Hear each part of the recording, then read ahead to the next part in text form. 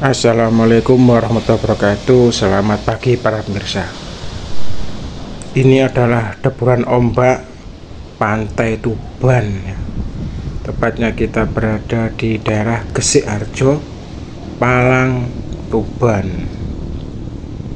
Jadi kali ini kita akan berziarah ke makam Ibrahim Asmoro Kondi, ayah dari Sunan Ampel dan Raden Santri Ali Murtado atau Sunan Lembayung.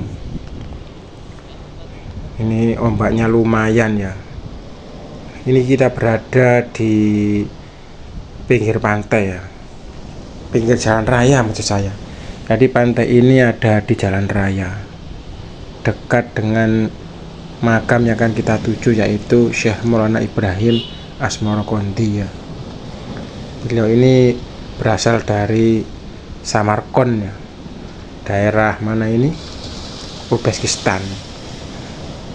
Beliau berkelana hingga sampai di kerajaan Champa, kemudian diambil menantu oleh Raja Kian, Raja Champa yang sudah masuk Islam, dan dinikahkan dengan Retno Diah Asmoro atau Dewi Condrowulan, yang kelak nanti akan melahirkan dua putra yang luar biasa, yaitu Raden Rohmat alias Sunan Ampel dan Raden Santri Ali ya, alias Sunan Lembayung atau yang ada di Gresik alun-alun pemirsa ya. Nah, ini kita sudah mendekati papan namanya pemirsa. Nah, ini ada tulisan area parkir Asmoro Kondi ya. Tapi parkiran ini jarang dipakai kecuali kalau parkiran utama sudah penuh.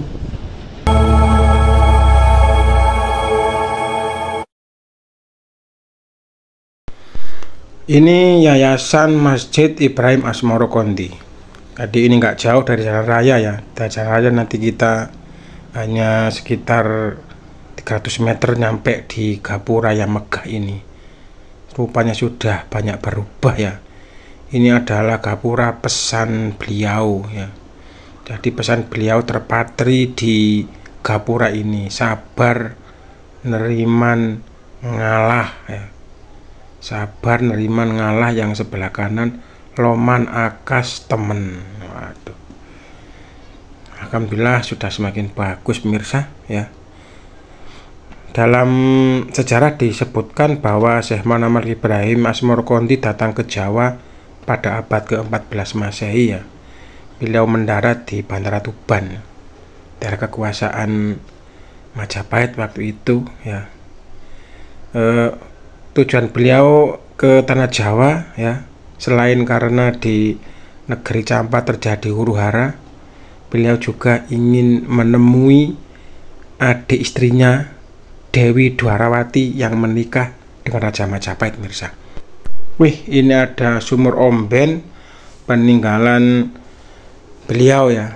Ini sumur ombennya peninggalan dari Syekh Maulana Ibrahim Asmoro Kondi ya. Bisa langsung diminum pemirsa ya. Namun ketika beliau belum sempat menemui istri adiknya, waktu beliau nyampe di sini beliau sakit dan akhirnya meninggal ya, dimakamkan di sini pemirsa.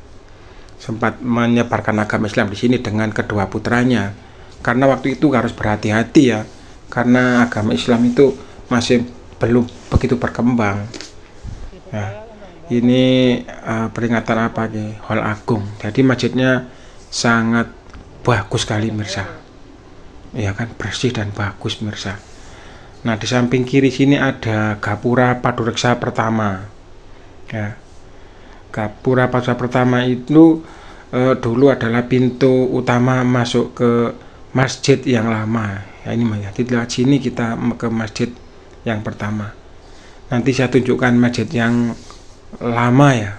Ini kan sudah direnovasi dan alhamdulillah cagar budaya ini masih diamankan ya, dengan diberi pagar supaya aman karena memang peninggalan dari beliaunya. Ini ukir-ukirannya luar biasa ya. Ukir-ukirannya bagus. Coba sih kita sepil ya, kita masuk ke dalam masjidnya. Assalamualaikum. Waduh, besar juga ya. Oh, full dengan kaligrafi.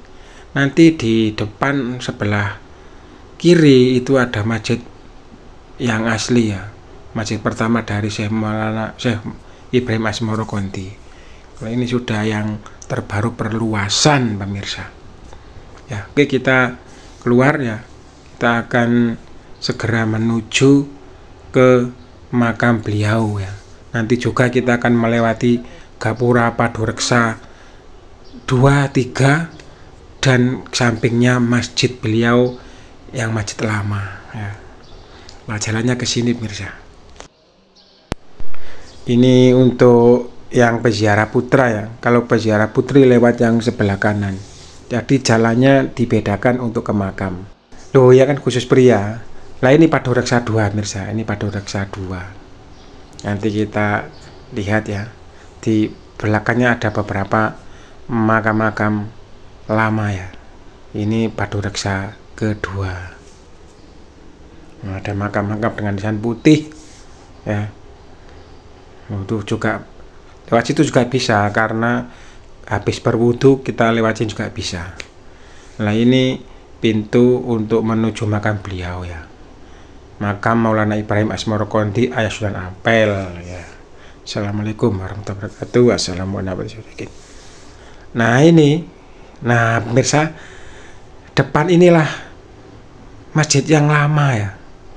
Depan masjid yang lama bertepatan dengan sumur beliaunya ya. Loh, itu ada tulisan kecil ya memang. Lah makam beliaunya tepat berada di samping kirinya pemirsa. Loh iya kan ya, tulisannya ini sumurnya. Nah depan sini ada Padureksa yang ketiga atau yang terakhir ya, yang tepat berada di area komplek makam beliaunya. Nah inilah, nah ini loh pemirsa, Padureksa yang ketiga. Jadi bisa tembus ke mana itu, ke tempat wudhu dan juga Padureksa yang kedua. Ini juga makam-makam ya. Ini mungkin sebelah sini makam-makam yang baru. Loh ya, Gapura Padureksa 3. Tepat berhadapan dengan tempat bermunajat beliau ya, depan ini, dan langsung area makam. Nah ini pemirsa ya. Jadi setelah beliau dimakamkan di sini, kemudian dua putranya melanjutkan perjalanan ke Mojopahit untuk menemui paman dan bibinya, dan akhirnya keduanya disambut dengan baik dan diberi diberi tanah malahan ya. Yang Raden Rahmat diberi tanah di daerah Ngampel ya, sedangkan yang Raden Ali diberi tanah di daerah Gresik ya. Maklum memang pamannya itu adalah Raja Majapahit. Oh ini ada pemirsa, ada replika ya, sebuah kapal. Memang dulu para peziarah datangnya kan pakai kapal laut ya. Nah ini ada beduk juga di sini. Ini artefak-artefak ya. Seperti ini ya, komplek makam beliau sangat asri dan tenang. Ini ada ruang juru kunci dan informasi ya. Jadi kalau tanya-tanya sejarah dan yang lainnya bisa ke sini pemirsa. Cuma memang kebetulan nggak ada orangnya. Buka Google ya udah cukup sekarang. Sekarang kan enak ya. Kita kadang-kadang nggak usah tanya ke juru kunci, buka Google itu sudah lengkap.